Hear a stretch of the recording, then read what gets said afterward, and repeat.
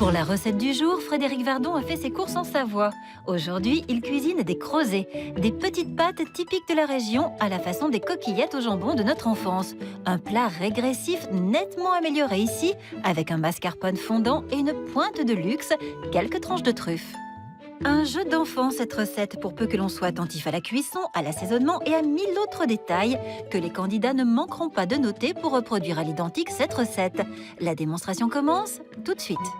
Alors, on va commencer par une recette qu'on fait dans un de mes bistrots qui se trouve à Courchevel, pleine montagne. Je crois que madame n'est pas trop loin. Hein. Si j'ai bien entendu, vous êtes de l'Ain, mais c'est pas très loin. Ouais. Donc, on va faire des creusets, très simplement, qu'on a un peu améliorés. Alors, qu'est-ce que c'est les creusets? Ce sont des pâtes artisanales de Savoie qui sont carrées. Alors, il y en a aux céréales et puis il y en a d'autres natures. Je préfère les natures. Elles sont un petit peu plus, un peu moins fortes en goût. Et puis, c'est un peu une recette souvenir et on va essayer de la rapprocher le plus possible des coquillettes jambon beurre que toute maman ont fait. On l'a fait un peu différemment avec un peu de jambon blanc, un peu de mascarpone. Ouais, un peu de mascarpone, un peu d'oignon et puis une petite truffe. Voilà, parce qu'aujourd'hui, on trouve la truffe partout, qu'on peut remplacer, évidemment, si quelqu'un ne veut pas mettre de truffe, par des champignons, par tout ce qu'on veut. D'accord, non, mais on va rester truffe. Hein. Voilà, mais truffe, c'est bien. Ouais. Franchement, c'est sympa. Truffe, c'est bien. Voilà. Elle peut être fraîche, elle peut être comme celle-ci, en bocaux, c'est parfait. C'est quelque chose que je n'utilise pas souvent, parce que c'est vrai que c'est relativement onéreux, donc c'est un produit festif. Pour nous, c'est plutôt synonyme de Noël, le jour de l'an. Pourquoi pourquoi il y a du liquide? Elle est pochée Alors parce qu'elle est stérilisée ou apertisée, ça dépend. Et en fin de compte, comme elle est salée, le fait de la stériliser, elle rend un peu de jus. D'accord. Voilà, tout simplement. Très bien. Allez. Donc on va déjà commencer par le premier geste. On va déjà ouvrir son pot, si c'est une truffe en boîte. OK. On va préparer le jambon. Ouais, vous marquez pas ouvrir la boîte, là? Non. Ils écrivent ouvrez la boîte. On va juste enlever le gras du jambon. Hein. Et ensuite, c'est vraiment très très simple. Hein. On fait des grosses lanières. Voilà. C'est une recette vraiment artisanale, issue des grands-mères, des mamans, tout ce qu'on veut. Donc c'est le plat qui plaît à tout le monde? Exactement. Alors prenez toujours du jambon blanc de charcutier. Évitez le jambon sous cellophane, hyper salé. n'a aucun intérêt à mon goût. Pour ceux qui habitent à côté de Venasse, on pourrait remplacer par de la poularde? Oui, on peut prendre du blanc de poulet, exactement. C'est dédicace pour Michel? Tout à fait. Voilà. Et à Cambrai, qu'est-ce qu'on peut prendre? Des bêtises. Les bêtises, mais ça va pas le faire là-dedans, effectivement. Ouais. On a une bonne tome, mais bon. Oui, alors évidemment, ça peut être du jambon, ça peut être du blanc de poulet. On peut mettre aussi un petit morceau de rôti de veau qui vous reste. Enfin, voilà, hein, on fait comme on en a envie. Voilà, donc on a taillé notre jambon. OK. Il faut maintenant tailler la moitié d'un gros oignon blanc. Une opération délicate car le chef attend un ciselage très fin. Et ensuite, on va éplucher la truffe. Alors ça va paraître un peu bizarre, mais on va l'éplucher, je vais essayer de la piquer bien. Pourquoi? Parce qu'on va récupérer toutes les pelures pour, évidemment, les mettre dans la préparation. Ah oui, c'est dedans? Parce que tu veux la découper? Exactement. OK. C'est notre meilleur ami. Hein. Je reviens d'Italie, d'ailleurs. C'était la semaine... on était à fond dans la truffe noire. Oui, il y en a plein. Et là, on va émincer la truffe. Ah, donc on émince les épluchures. En fait. Exactement. D'accord. Ça vous va comme recette ou vous voulez qu'on change? Super. C'est bien, hein? Ouais. Grossièrement, hein, c'est pas la peine de faire trop fin. Donc on a le jambon, la truffe, l'oignon, et on n'oublie pas nos amis les creusets. Et donc on va commencer. Voilà. On va cuire ça façon risotto, j'imagine. Exactement. Alors un risotto, ça se fait à l'huile normalement, et comme c'est un principe de la coquillette jambon beurre. Faut du beurre. Voilà, faut du beurre. Faut du beurre. Toi, t'es de quelle origine? Tu viens d'où exactement? C'est en plus, moi je viens de Normandie, donc. Oh là là, mais tout s'explique. Le beurre, vous voyez. C'est vrai que quand on est tout petit en Normandie, on met un peu de beurre fondu dans le lait chaud pour le biberon, c'est vrai ou pas? Écoute, vu mon tour de hanche, ça doit être ça. Ça doit être ça. Bon voilà, on fait donc, bien beurre fondre. beurre doux, pas demi-sel. Hein. Oui, beurre doux.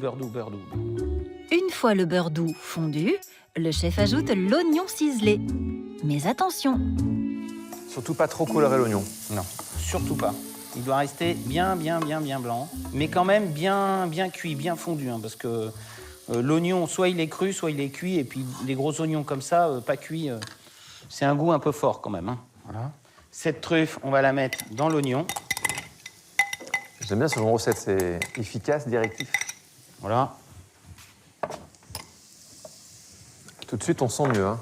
Voilà, tout de suite, ça va beaucoup mieux. C'est quand même fou le côté odorant de la truffe noire. Hein. Ouais. La truffe, ça sent vraiment très bon. Et puis, j'avais jamais eu l'occasion de sentir une belle grosse truffe comme ça. C'est un sacré parfum, quoi. Poivre. Ouais. Quelques tours de moulin à poivre et le chef peut ajouter les fameux creusets. Et donc les creusets, hop, bien là. Et alors, on les enrobe bien de beurre et tout doucement. Voilà, tout doucement, on les laisse. Donc là, à la maison, bien évidemment, on a des coquillettes où on a... On a des coquillettes, on a du riz, éventuellement. On a des petits macaronis courts, on a du riz, évidemment, hein, c'est le principe. Hein.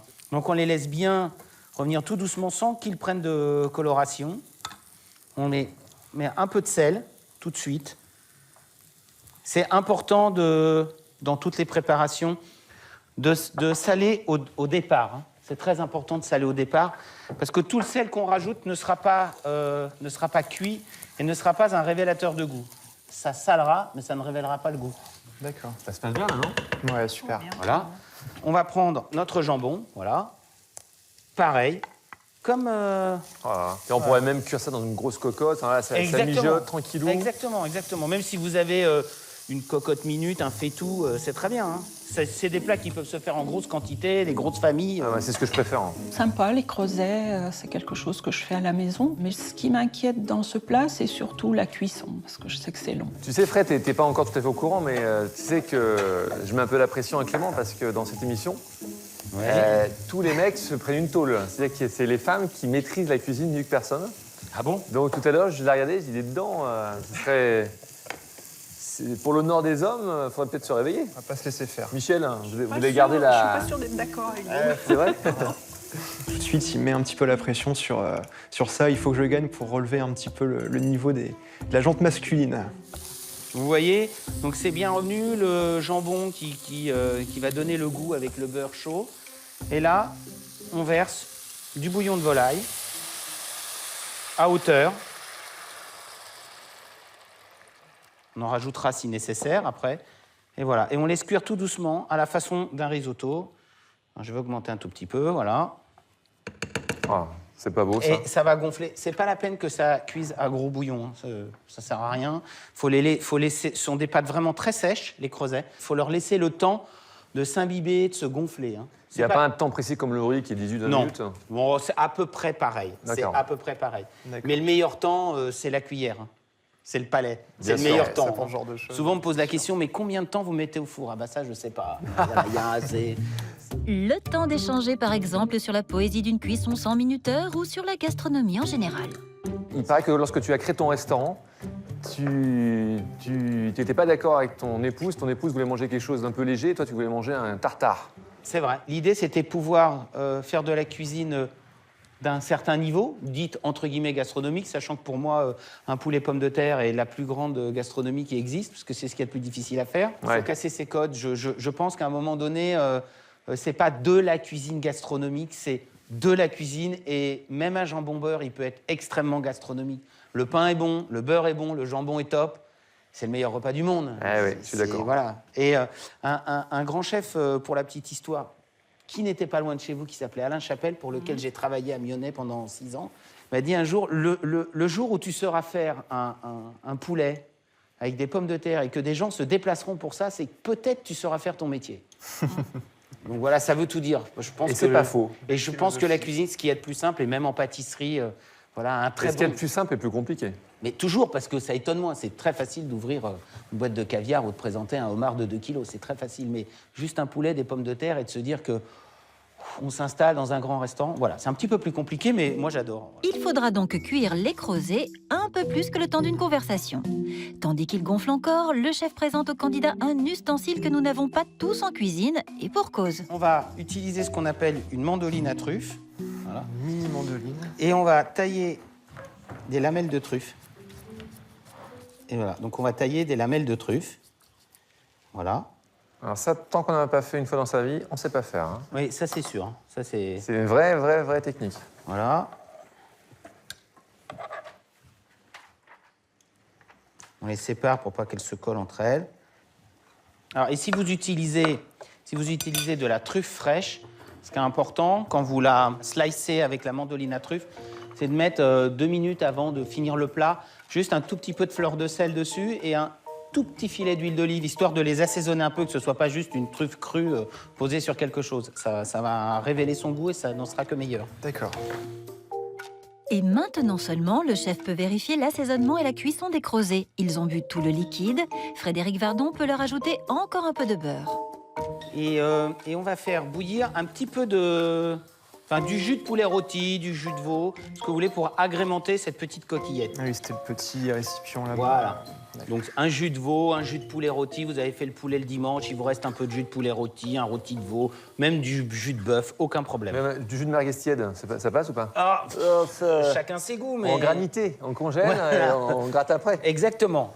Alors, est-ce que tu lis le tout après avec un parmesan comme un risotto? Je ne mets pas du tout de fromage, absolument pas. T'as pas besoin en même temps? Non, en même temps, j'ai pas besoin. Je mets juste un tout petit peu de mascarpone. Ah, comme le risotto à l'italienne. Exactement. Excusez-moi, c'est du jus de quoi que vous faites bouillir? Ah non, il fallait demander une seule fois, je suis désolé. J'ai oublié le poulet, d'accord. Sympa, hein, Michel, hein? Ah, ça va. Pour le moment, Pour le moment. Voilà, vous voyez, ça commence à prendre une... la quantité de mascarpone. Vous voyez, ça commence à se lier. Une cuillère, à peu près. Vous voyez? Ah, c'est beau. En fait, c'est mascarpone qui lit le tout, hein. Bien sûr. Alors, vous pouvez, si vous n'avez pas mascarpone, vous pouvez mettre une toute petite béchamel très légère, hein, pas trop collée, plutôt 50 de beurre, 50 de farine, ça suffit largement, au litre de lait et pas 70-70. Hein. Les crozets sont cuits, le chef peut passer au dressage. On va les dresser dans une assiette. On en a fait plus pour tout le monde. Hein. C'est bien. Tu te fais bien voir dès le début, c'est très bien, Frédéric. On va passer une bonne semaine. On pourra goûter un petit peu dans le plat. Je sais Je pas. crois qu'il va falloir partager votre somme de 500 €, je pense. Hein. Voilà. Voilà, Comme c'est beau. ceci. Ouais, ça, c'est très bien là où c'est. Voilà. Hein. Voilà. Donc, on prend avec une pointe d'un couteau quelques truffes. Voilà. Alors, c'est en fonction de sa gourmandise, de ce que on est l'on bien veut gourmand, faire. hein. Voilà, c'est pas mal déjà. C'est C'est déjà pas mal. Et puis, tout simplement, on termine le plat avec notre jus de poulet veau bœuf. Je déconseille le jus de porc quand même. Voilà. Et voilà. Ouais, ça se passe très bien, tout ça. Voilà. Mais moi, j'ai l'impression que tu vas revenir très souvent ici. Et voilà. Donc, c'est très simple, facile, normalement excessivement gourmand. Et pour, évidemment, finir le plat si vous le souhaitez, un tout petit peu de fleur de sel sur le dessus. Attention, pas trop, parce que si vous utilisez des truffes qui sont déjà cuites, elles sont déjà bien salées. Et si vous utilisez des truffes crues, comme je vous ai dit, vous les avez déjà salées un peu. Mais par contre, toujours un bon tour de moulin à poivre dessus. Et voilà. Générosité exemplaire. Je me dis, ma foi, cette recette, ça peut le faire, c'est vraiment dans mes cordes. Donc voilà. J'ai fait 500 km hier, je vais faire 500 km pour retourner chez moi. Donc j'espère bien gagner. Et puis j'ai la pression de tous ceux qui savent que je viens à l'émission.